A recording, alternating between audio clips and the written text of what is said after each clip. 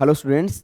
आज का मेरा जो टॉपिक है बेटा डिस्कशन का वो एनएससी एग्जाम के बारे में। एनएससी क्या है ये सारा डिटेल में अपन डिस्कस करेंगे। तो मैं शुरुआत करता हूँ बेटा, एक लाइन के साथ शुरुआत करता हूँ आज के सेशन की। सुनना। राहें जहां तक जाएगी राहगीर वहां तक जाएगा, राहें जहां तक जाएगी राहगीर वहां तक जाएगा, तुम दरिया से क्या पूछ रहे हो नीर कहाँ तक जाएगा। तुम दरिया से क्या पूछ रहे हो नीर कहाँ तक जाएगा।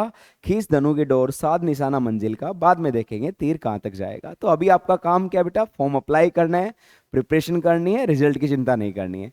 तो स्टार्ट करता हूँ आज के अपने इस टॉपिक से। तो अभी रिसेंटली बेटा अभी फॉर्म निकले हुए हैं, किसके, एनएससी के फॉर्म निकले हुए हैं। एनएससी है क्या, इसका डिटेल में आज डिस्कशन करेंगे।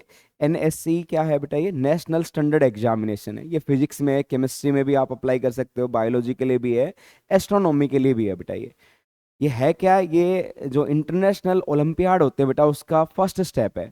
मतलब सबसे पहले इंटरनेशनल ओलंपियाड का जो फर्स्ट एग्जाम होता है बेटा, जो स्क्रीनिंग एग्जाम बोल सकते हो, ये एनएससी के थ्रू ही होता है। ये एनएससी क्या है, इसको कौन ऑर्गेनाइज कराता है, तो बेटा ये ऑर्गेनाइज होता है आईएपीटी के थ्रू होता है। आईएपीटी क्या होती है यहाँ पे, ये होता है Indian association for physics teacher, ठीक है ना। ये इस एग्जाम को ऑर्गेनाइज कराती है। एक लास्ट में बेटा अपने पास एनएससीजेएस भी है, national standard examination in junior science. तो जो बच्चे N S EP EC EB और ईए को नहीं दे पाते हैं, मतलब एज लिमिट की वजह से, तो वो एनएससीजेएस के लिए भी अप्लाई कर सकते हैं। मतलब ये ऐसा, ये कंपलसरी है बेटा ये कि अगर किसी ने एनएससी एग्जाम के लिए, जो सीनियर के लिए एग्जाम था बेटा ये, उसके लिए अप्लाई कर दिया है, उसमें आप एक से ज्यादा सब्जेक्ट में अप्लाई कर सकते हो। मतलब एनएससीपी में भी अप्लाई कर सकते हो, एनएसईसी में भी कर सकते हो, और बायोलॉजी वाले भी कर सकते हो। एक साथ आप चारों एग्जाम दे सकते हो। लेकिन आप एनएससीजेएस के लिए मतलब एलिजिबल नहीं होंगे।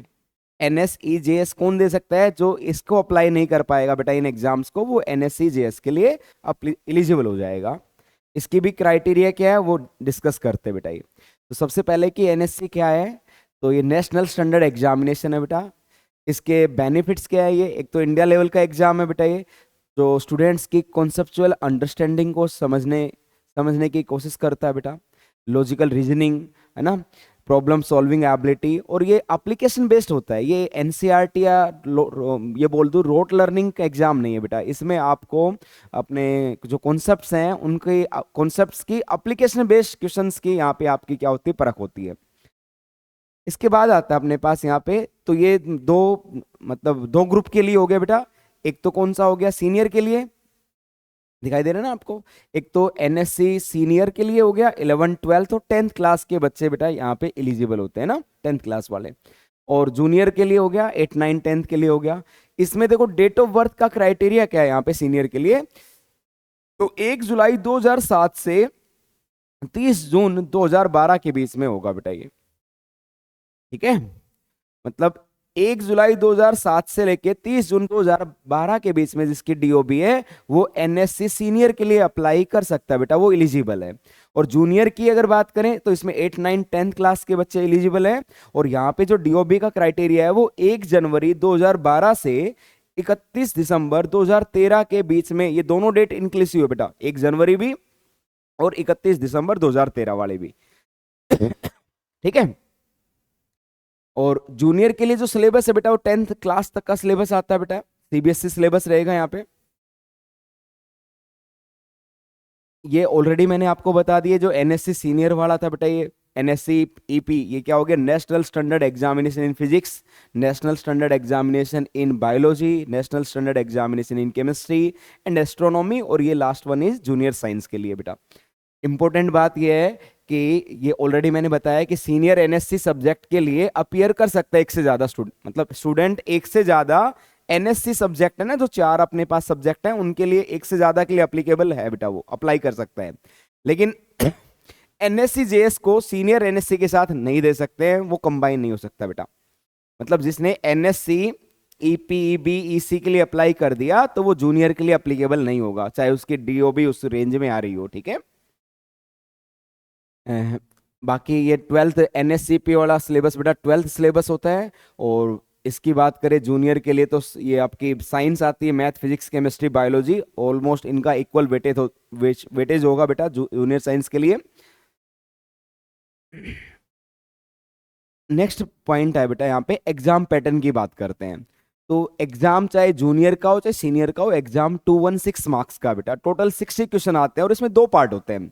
फर्स्ट पार्ट जो है पार्ट ए, उसमें 48 क्वेश्चन है, और जो हर एक राइट क्वेश्चन आप करोगे बेटा उसका मार्क्स 3 मार्क्स मिलेगा, और एक रॉन्ग होने पे -1 डिडक्ट कर लेंगे, ठीक है ना। मतलब नेगेटिव मार्किंग क्या होगी बेटा, यहाँ पे माइनस का 1/3 आपका नेगेटिव मार्किंग हो गया, ठीक है ना, 1/3 नेगेटिव मार्किंग है।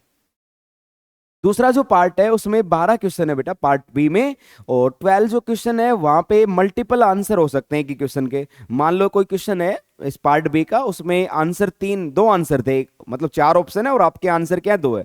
अगर आप दोनों करेक्ट करोगे तो ही आपको मार्क्स मिलेगा, और उस क्वेश्चन का मार्क्स 6 मार्क्स का होता है बेटा, ठीक है।